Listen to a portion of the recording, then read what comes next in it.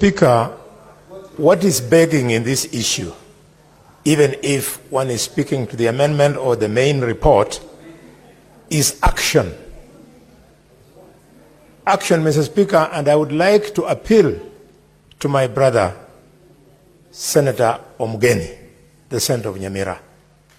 Politics being what it is, Mr. Speaker, it's quite clear that the two bulls of Nyamira, the governor is controlling one house, and maybe the other bull, Senator Omugeni, is controlling the other assembly.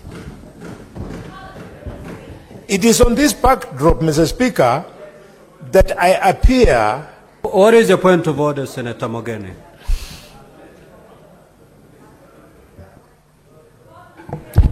You know, Mr. Speaker, I have a lot of respect for my seniors, including Senator Abbas.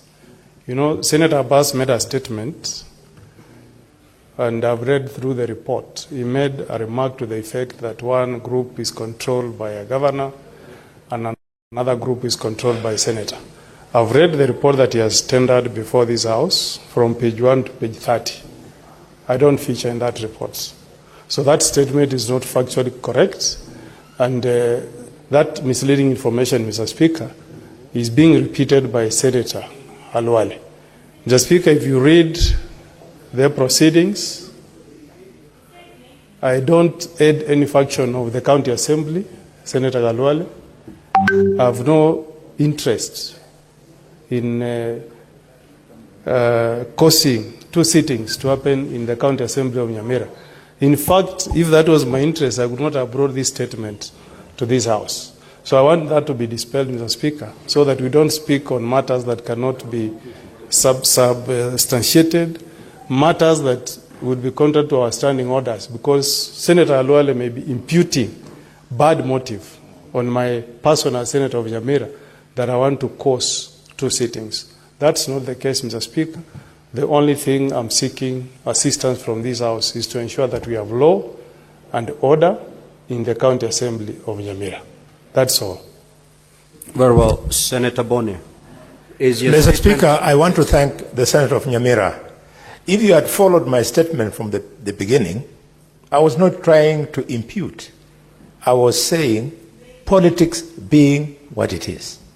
Then I said maybe Senator Boni. Thank you, Mr. Speaker. Senator Boni. Mr. Speaker. For you to use the word maybe, you must have gotten some facts to buttress that use of that word.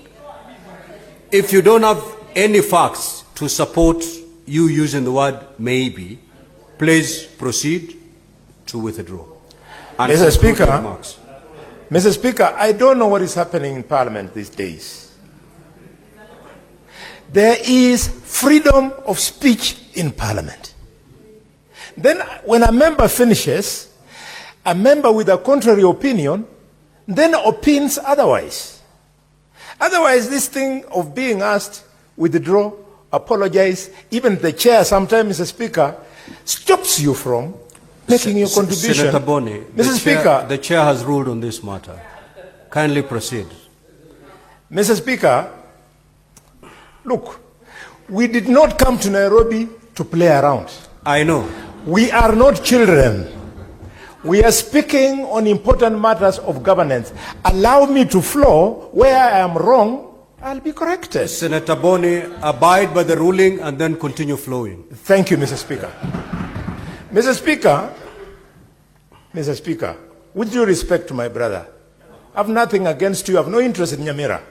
It is on the strength of the speech by the chair of the committee who has actually brought in the possibility that the two of you control the warring parties.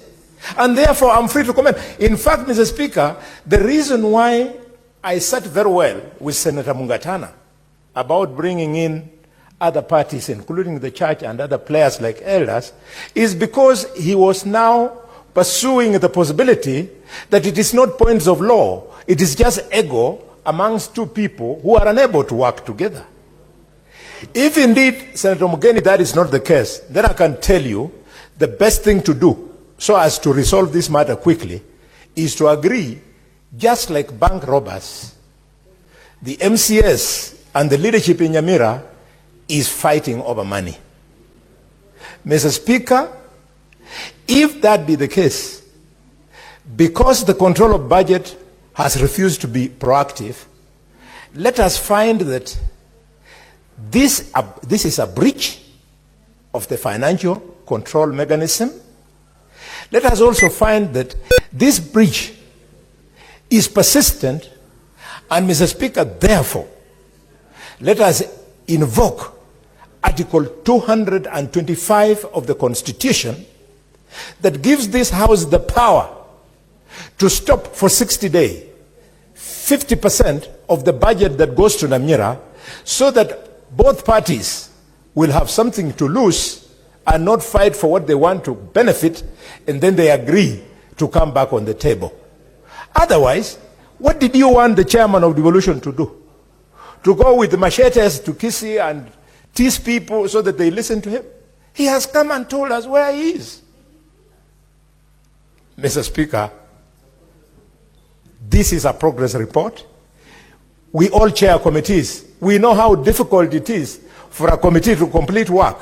You can want to complete work in 30 days, but because of the volume of work that comes to the chair and the secretariat, it can stretch sometimes to 90 days.